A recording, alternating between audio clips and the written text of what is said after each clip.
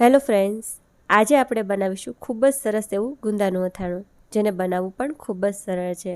એકદમ સરળ રીતે બનાવીશું. 100% આ રીતે તમે ગુંદાનું અથાણું ક્યારેય નહીં બનાવ્યું હોય મારી ગેરંટી છે. તો વિડીયોને એકવાર ખાસ જોજો. વિડીયો થોડો લાંબો છે, પણ આ રેસીપીથી તમે બનાવશો ને તો વારંવાર આ જ રીતે બનાવવાનું પસંદ પણ કરશો. તો ચાલો બનાવવાનું શરૂ કરીએ. તો સૌથી પહેલાં ગુંદાનું અથાણું બનાવવા માટે આપણે 1 કિલો જેટલા ગુંદા લીધા છે. ગુંદા આપણે એકદમ સરસ મીડિયમ સાઇઝના લેવાના છે, બહુ નાના નહીં કે બહુ મોટા નહીં. તો તમે જુઓ, આ રીતના મેં ગુંદા લીધા છે. ગુંદાને ધોઈ અને કોરા કરી લેવાના છે. જો પલળેલા ગુંદા હશે ભીના તો તે ચીકણા થશે. હવે આપણે કોઈ પણ ન્યૂઝપેપર લઈ આ રીતના ગુંદાના બધા જ બીજને કાઢી લઈશું, જેથી કરી ચીકાશ ના લાગે. અને કોઈ પણ વજનદાર વસ્તુ અથવા તો દસ્તાની મદદથી આને ફોડી લેશું. અને હવે આપણે આને 2 ટુકડા કરી અને વચ્ચેથી બીજને કાઢી લેશું. ચાકાને મીઠાવાળું કરું જેથી કરી ગુંદા ચોટે નહીં, એટલે કે ચીકાશ ના લાગે.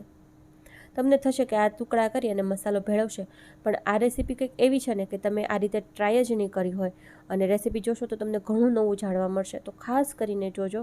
તમારું અથાણું 100% હું ગેરંટી આપું છું, તમે વારંવાર આ જ રીતે બનાવશો. તો બધા જ ગુંદાને આપણે આ રીતે કરી લીધું છે અને આપણા ગુંદા રેડી છે. આમાં નાના જે ગુંદા હતા ને તે મેં અથાણા કરવા એટલે કે સંભારો કરવા રાખ્યા છે અને બાકીના બધા જ ગુંદાને મેં ફોડી લીધા છે. હવે આપણે આમાં 1.5 ચમચી જેટલું મીઠું નાખી દઈએ અને તેની સાથે આપણે થોડીક આમાં હળદર ઉમેરી દઈશું. હંમેશા મસાલા છે ને આપણે રોજ ખાતા હોય ને મસાલામાંથી, તેમાંથી નહીં લેવાના, આપણે જે સ્ટોર કર્યા હોય તેમાંથી લેવાના, જેથી અથાણું આખું વરસ સારું રહેતું હોય છે. હવે આપણે આમાં ખાટું પાણી નાખીશું, જેથી કરી ગુંદામાં એકદમ સરસ ખટાશ ચડે અને અથાણું ખૂબ જ સરસ બને અને ચીકાશ પણ જતી રહે. તો આ છે ને મેં હમણાં કેરીનું અથાણું બનાવ્યું ને તેનું પાણી છે. પણ જો તમારી પાસે આ ખાટું પાણી ના હોય ને તો કેરીની છાલ કાઢી તેના ટુકડા મિક્સરમાં નાખી દેવાના, તેમાં હળદર, મીઠું અને જરૂરિયાત પ્રમાણે પાણી નાખી અને ક્રશ કરી લેવાની. 2 થી 3 કેરી લેવાની મીડિયમ સાઇઝની, તો ખાટું પાણી તૈયાર થઈ જશે. અને આ રીતે આપણે આમાં બધું જ પાણી ઉમેરી દઈશું. પાણીમાં મીઠું, હળદર હોય છે એટલે એ પ્રમાણે નાખવાનું. અને હજુ હું થોડુંક પાણી નાખું છું, કેમ કે જો ગુંદા થોડોક પાણી ઓછું હોય ને તો તે કાળા પડી જતા હોય છે, એટલે પાણી તમારે પ્રમાણસર નાખવાનું. તો આ ગુંદા છે ને બોળેલા ગુંદા જેવા થશે. હું તમને બોળેલા ગુંદા બતાવું. મેં 15 દિવસ પહેલાં આને બોળ્યા હતા, ડીટીયા સહિત બોળ્યા હતા, જેથી કરી લાંબો સમય સુધી તે કડક રહે. આપણે બનાવતા વાર લાગે તો પણ પ્રોબ્લેમ ના આવે. તો તમે જુઓ કે એકદમ સરસ પીળા થઈ ગયા છે અને પલળી ગયા છે. આમાં પણ મેં સેમ ખાટું પાણી નાખ્યું હતું કેરીને મિક્સરમાં કરીને. તો આ રીતે જો બોળીને અથાણું બનાવો ને તો 10 થી 15 દિવસ લાગે, પણ આપણે આજે એકદમ સરળ રીતે સેમ એવા જ ટેસ્ટ સાથે આ રીતે તમે ફાડા કરી અને પલાળો ને તો એક જ દિવસમાં અથાણું રેડી થઈ જાય.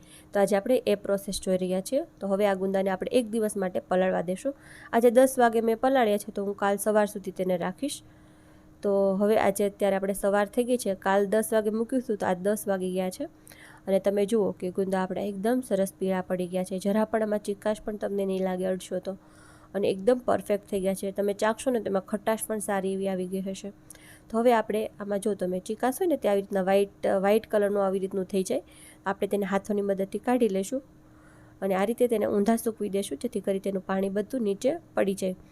અને પછી ત્યારબાદ આ અડધી કલાક આપણે આ રીતે રહેવા દઈશું અને ત્યારબાદ આપણે તેને સમા સૂકવી દઈશું.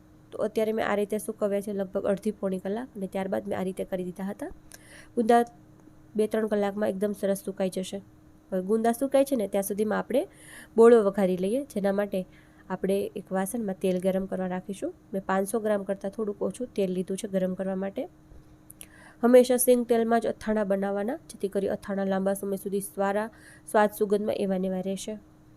હવે તેની અંદર થોડાક મરી નાખીશું, લવિંગ નાખીશું અને તજ નાખીશું અને તેને સરસ ફૂટવા દઈશું. મીડિયમ ગરમ તેલમાં નાખવાના. તો લગભગ 2-3 મિનિટ બાદ તમે જુઓ કે બધું જ એકદમ સરસ ફૂટી અને ઉપર આવવા લાગ્યું છે. તો ગેસને બંધ કરી અને ઢાંકી અને ઠંડુ થવા દઈશું. ત્યાં સુધીમાં આપણે મસાલો રેડી કરી લઈએ. તો મસાલો બનાવવા માટે મેં અહીંયા અડધી વાટકી જેટલા મેથીના કુરિયા લીધા છે. અને તમે જુઓ વજનમાં છે ને 150 ગ્રામ છે, અને અડધી વાટકી જેટલા રાઈના કુરિયા છે, તે 100 ગ્રામ છે. બંનેનું છે ને વજન અલગ અલગ હોય છે, પણ માપ સરખું છે, અડધી વાટકી. 50 ગ્રામ ધાણાના અને વરિયાળીના કુરિયા થઈ, અને આ બંને થઈને છે ને અડધી વાટકી થશે, એટલે માપ પરફેક્ટ રાખવાનું. હવે આપણે છે ને આને મિક્સરમાં ક્રશ કરવાના છે. તો સૌથી પહેલાં અડધી વાટકી જેટલા આપણે રાઈના કુરિયા નાખી દઈએ, 50 ગ્રામ ધાણાના કુરિયા અને વરિયાળી નાખી દઈશું. વરિયાળી આપણે જેવી જરૂર પડે તે પ્રમાણે વધારે ઓછી નાખી શકાય છે. અને આપણે જે મેથીના કુરિયા છે ને તે સાથે નહીં નાખીએ. બસ હવે આને પલ્સ મોડ ઉપર એકદમ અધકચરું વાટીશું, બહુ વધારે નહીં વાટીએ. ચાલુ બંધ કરી અને 2-3 વાર તમે કરશો તો થઈ જશે. તો જુઓ એકદમ સરસ દરદરું આપણું મિક્સર રેડી છે. હવે આને આપણે વાસણમાં નાખી દઈએ અને તેની સાથે આપણે મેથીના કુરિયા પણ નાખી દઈશું. હવે છે ને આપણે આમાં મીઠું નાખવાનું છે. તો મીઠુંનું માપ કેવું હોય કે તમને ચાખીને ન ખ્યાલ આવે, તેનું માપ જ હોય છે. તો આપણે સેમ એ જ વાટકી લીધી છે. આ વાટકી અડધી રાઈના કુરિયા હતા, અડધી મેથીના કુરિયા હતા અને ધાણા અને વરિયાળીથી અડધી વાટકી હતા. તો સેમ એ જ વાટકીથી અડધી વાટકી મીઠું, એટલે 3 ભાગ કુરિયા અને 1 ભાગ મીઠું. તો આપણે આમાં મીઠું નાખી દઈશું અને હું 1 જ ચમચી બાકી રાખું છું. આગળ હું લાગશે તો નાખીશ, પણ આંખ બંધ કરીને નાખી દો તો પણ એકદમ પરફેક્ટ થાય. કેમ કે અચાર મસાલો હોય તેમાં મીઠું પ્રમાણસર હોય તો તે બગડતું નથી. આ મારા મમ્મીનું માપ છે, તે હંમેશા આ જ રીતે માપ કરે છે અને હું એનું જ માપ ફોલો કરું છું. અથાણા તમારા ક્યારેય નહીં બગડે. 100% આંખ બંધ કરીને આ રેસીપી ઉપર તમે ટ્રસ્ટ કરી શકો છો. હવે આપણે આમાં નવસેકું ગરમ તેલ નાખીશું. તેલ જુઓ તમે, થોડાક બબલ આવે તેટલું જ ગરમ છે, એટલે હલકું ગરમ તેલ જ રાખવાનું છે. અને હવે આપણે આને મિક્સ કરી લેશું. જરૂર પડે તેમ આપણે આમાં તેલ ઉમેરીશું. હજુ આપણે બાકીનું તેલ ઉમેરી દઈશું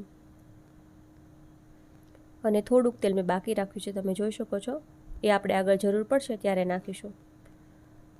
બસ હવે આપણે આમાં અત્યારે કોઈ મસાલા નહીં નાખીએ, કેમ કે આ ગરમ છે મિશ્રણ. જો તમે અત્યારે આમાં મસાલા નાખીશો ને તો તમારું લાંબા સમય સુધી અથાણું સારું નહીં રહે, કાળું પડી જશે. તો આ ઠંડુ થાય ત્યારબાદ જ આપણે મસાલા નાખીશું. તો આપણે આને ઢાંકી અને ઠંડુ થવા માટે છોડી દઈશું. ઢાંકીને જ રાખવાનું, જેથી કરી તેની સુગંધ તેની અંદર જ રહે. તો લગભગ 1 કલાક જેવું થઈ ગયું છે અને આપણો મસાલો ઠંડો પડી ગયો છે, હલકો ગરમ છે. ત્યારે જ આપણે આમાં હળદર નાખીશું, 1 ચમચી જેટલી. હલકો એટલે સેજ આપણે અડી શકીએ અને આપણને થોડુંક, આપણે કેમ દૂધમાં જામણ નાખીને ગરમ લાગે તેટલું જ ગરમ રાખવાનું છે. હવે આપણે લાલ મરચું નાખીશું કે જેવી તમારે તીખાશ જોઈએ. મેં 4-5 ચમચી જેટલું નાખ્યું છે અને તાજું દળાવેલું જ મરચું લેવાનું છે. હવે આપણે આને મિક્સ કરી લઈશું. આમાં છે ને માપ બહુ જ જરૂરી હોય છે. માપથી તમે બનાવો તો એકદમ પરફેક્ટ બનતું હોય છે. તો હવે આપણે જે મીઠું બાકી રાખ્યું હતું ને તે પણ ઉમેરી દઈશ, કેમ કે મેં ચાખ્યું, મને લાગ્યું કે આની જરૂર છે તો મેં નાખી દીધું છે.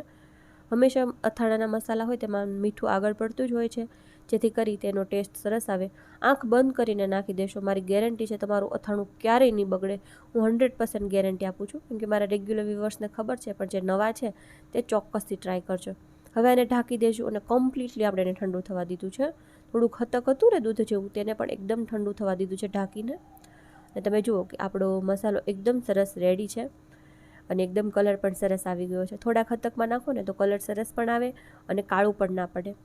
હવે આપણે ગુંદા લીધા છે, જે એકદમ સરસ કોરા થઈ ગયા છે. 3-3.5 કલાક જેવું થયું હતું મારે, કેમ કે મને થોડાક વધારે સુકાયેલા ગુંદા હોય ને તો બહુ મસ્ત લાગે છે ખાવામાં, બહુ મજા આવે. તમે બનાવજો એકવાર, બહુ સરસ બનશે. બસ હવે આપણે આને મિક્સ કરી લેશું અને ગુંદાની અંદર સુધી મસાલો ભરે તે રીતે કરશો. તમે જો આખા પણ ગુંદા રાખી શકો, પણ તેને પલળતા થોડોક સમય વધારે લાગે, તમારે અડધો દિવસ વધારે રાખવું પડે.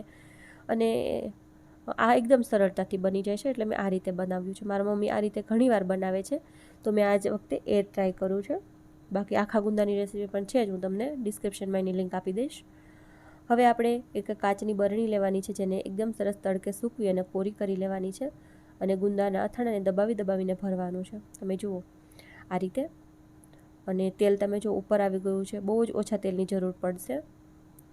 એટલે હંમેશા આવી નાની બરણી લેવાની, એટલે તેલ ઉપર આવી જાય અને અથાણું, એટલે કે તેલ પણ બહુ ઓછું જોઈએ. જો તમે પોળી બરણી અને મોટી બરણી લો ને તો તેલ થોડુંક વધારે જોવે, એટલે આ રીતે મીડિયમ સાઇઝની બરણી લેવાની. તો જુઓ તેલ એકદમ સરસ ઉપર આવી ગયું છે અને આપણે જેટલું ગરમ કર્યું હતું તે બધું જ તેલ આમાં ઉમેરી દીધું છે. ઉપરથી તેલ નાખો એ ગરમ કરીને એકદમ ઠંડુ હોવું જોઈએ. તો ગુંદાનું અથાણું આપણું તૈયાર છે, જેને તમે આખું વર્ષ ખાઈ શકો છો અને ખૂબ જ સરસ બનશે. બસ એક વાતનું ધ્યાન રાખવાનું કે આવી રીતની ટ્રાન્સપરન્ટ બરણી હોય તો આ બરણીને કપડાથી ઢાંકી દેવાની, જેથી કરી લાઇટ પાસ ના થાય. જો લાઇટ પાસ થશે ને તો પણ અથાણું બગડી જશે. તો બસ આ રીતે તમે બધી વાતોનું ધ્યાન રાખી અથાણું બનાવજો. વિડીયો થોડોક લાંબો હતો, પણ તમને પ્રોપર ઇન્ફોર્મેશન આપી છે, જેથી તમારું પણ અથાણું પહેલી જ વારમાં પરફેક્ટ બનશે. તો એકવાર જરૂરથી ટ્રાય કરજો.